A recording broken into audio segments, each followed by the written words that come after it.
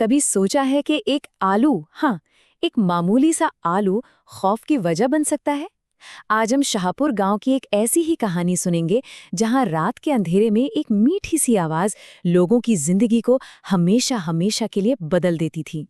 जरा सोचिए, एक शांत सा गांव जहां दिन में चहल पहल रहती है, सब कुछ नॉर्मल है, लेकिन जैसे ही सूरज ढलता है एक अनजाना डर फैल जाता है।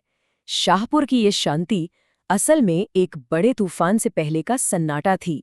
तो हमारी कहानी का मेन कैरेक्टर है बबलू।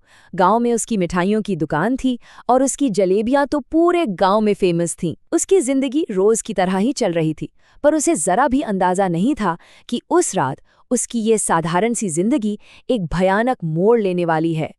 तो उस रात जब बबलू दुकान बंद कर ही रहा था, उसका दोस्त भोलू वहां आ गया। उसने बबलू को बताया कि भाई, तुम्हारी पत्नी सीमा तुम्हारे देर से घर आने से बहुत परेशान है। बबलू ने हमेशा की तरह हाँ वादा तो कर लिया, पर इस चेतावनी को हल्के में ले लिया, और शायद यही उसकी सबसे बड़ी भूल थी।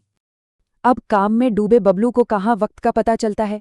जब उसने दुकान बंद की तो रात के 12 बज चुके थे। गांव की गलियां एकदम सुनसान और बबलू अकेला।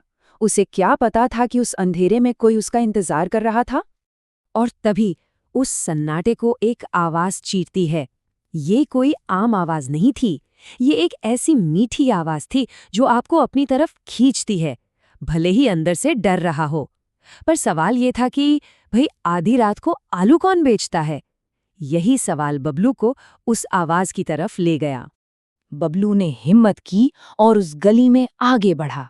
वहां एक बड़े से पीपल के पेड़ के नीचे एक साया सा खड़ा था।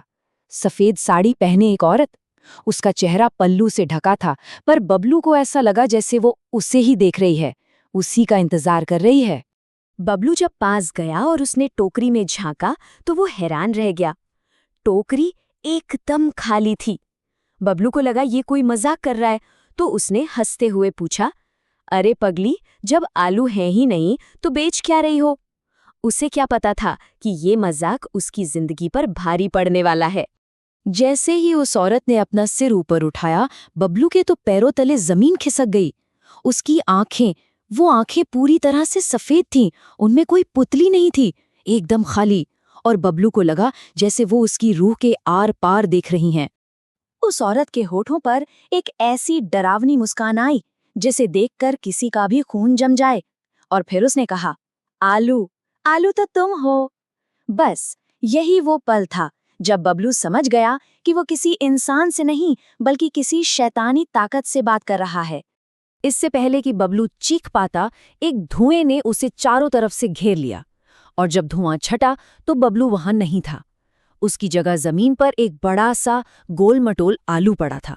बबलू अब इंसान नहीं था, वो एक आलू बन चुका था, उस चुड़ैल की टोकरी का पहला शिकार। बबलू के गायब होने की खबर गांव में आग की तरह फैल गई, लेकिन ये तो बस शुरुआत थी। जरा सोचिए, आपके आस पड़ोस से लोग एक एक करके गायब होने लगे और किसी को कुछ पता न चले, तो कैसा महसूस होगा? ये डर धीरे धीरे पूरे गांव को अपनी गिरफ्त में ले रहा था। पहले बबलू, फिर दूध वाला शामू, और फिर गांव में आई एक मेहमान कुसुम।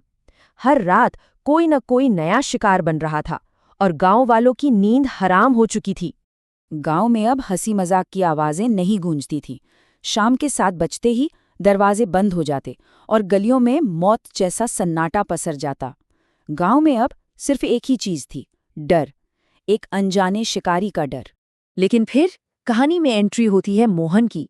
वो एक चश्मदीद था जिसने उस खौफ का सामना अपनी आंखों से किया था, और मोहन ने जो देखा वो किसी को भी जिंदगी भर डराने के लिए काफी था। मोहन और उसकी पत्नी कुसुम को गांव के इस श्राप के बारे में कुछ नहीं पता था। देर रात लौटते हुए कुसुम को वही मीठी आवाज सुनाई दी, आलू ले लो। मोहन को कुछ गड़बड़ तो लगी, पर पत्नी की जिद के आगे उसे बाइक रोकनी पड़ी, और ये उसकी जिंदगी की सबसे बड़ी गलती साबित हुई। इससे पहले कि कुसुम कुछ समझ पाती, वही हुआ।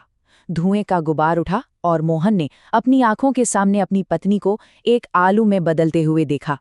वो चीखना चाहता था, पर उसके गले से आवाज ही नहीं निकली।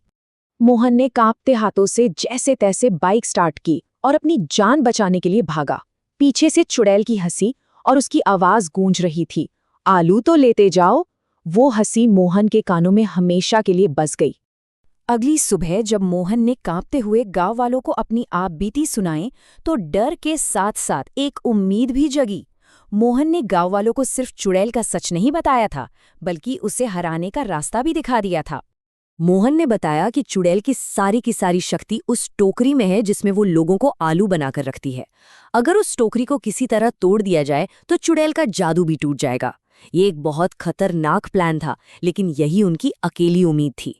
तो बबलू की पत्नी सीमा, उसका दोस्त भोलू और चश्मदीद मोहन, इन तीनों ने हिम्मत दिखाई। वो जानते थे कि वो अपनी जान दांव पर लगा रहे हैं, लेकिन अपने गांव और अपने लोगों को बचाने के लिए वो कुछ भी करने को तैयार थे। अब कहानी अपने अंतिम पड़ाव पर थी। ये डर और हिम्मत की लड़ाई थी। एक तरफ एक खौफनाक चुड़ैल थी और दूसरी तरफ 3 साधारण इंसान। क्या वो कामयाब हो पाएंगे? और उन्होंने कर दिखाया। मोहन ने चुड़ैल को धक्का दिया, टोकरी जमीन पर गिरी और सीमा ने एक पल भी गंवाए बिना उसे उठाकर पत्थर पर दे मारा। टोकरी के टूटते ही एक ऐसी भयानक चीख गूंजी जो पूरे गांव ने सुनी। वो उस चुड़ैल की आखिरी चीख थी। टोकरी के टूटते ही सारे आलू वापस इंसानों में बदल गए। बबलू, शामू, कुसुम सब सही सलामत थे। वो एक ऐसी रात थी जिसने सब कुछ बदल दिया था। एक ऐसी रात जिसे शाहपुर का कोई भी इंसान कभी नहीं भूलेगा। ऐसी कहानियां अक्सर हमें उन खतरों से बचाने के लिए होती हैं जिन्हें हम देख नहीं सकते। ये हमें सिखाती हैं कि हर मीठी आवाज पर यकीन नहीं करना चाहिए। अब मेरा सवाल ये है, क्या अगली बार जब कोई आलू देखेगा तो उसे उसी नज़र से देख पाएगा?